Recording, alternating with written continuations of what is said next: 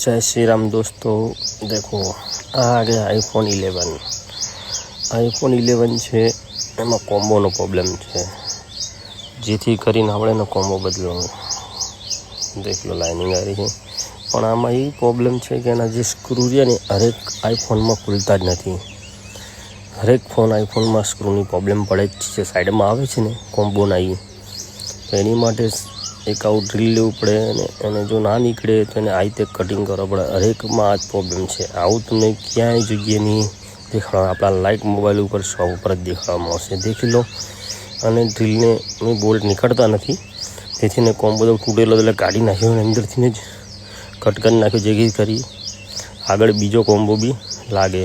જે લાંબા બોલ્ટ આવે ને, જે કારીગર હશે ટેકનિશિયન એને ખ્યાલ હશે. ને આવું આપણા લાઈક મોબાઈલમાં થાય છે ને આવું કોઈ જ્ઞાન નહીં હાલે. આવા દેખો આ નવો કોમ્બો લાગી ગયો છે ને આપણા તો આવા નવા ગમે તે ફોન હોય, આઈફોન અથવા એન્ડ્રોઈડ, ઓલરેડી કોઈ બી આઈસીનું લેવલનું કામ. તો કે આમાં જે બ્લેક ડાઘો પડી છે ને સાઈડમાં, તે આઈસીનું કામ છે. તે ગ્રાહક પણ નથી કરવા માંગતું, ખર્ચો બહુ વધે એવો છે, એટલે તેના કારણે પણ આપણે કોમ્બો નવો નાખી દીધો છે. દેખી લો સેટ ફિટિંગ આ એના બહુ પછડાવાના કારણથી થઈ છે. દેખી લો એના કેટલા ડેન્ટ છે. બાકી આઈફોનમાં જલ્દી પ્રોબ્લેમ આવતો નથી, જેથી કરીને બીજા 2-3 પ્રોબ્લેમ છે.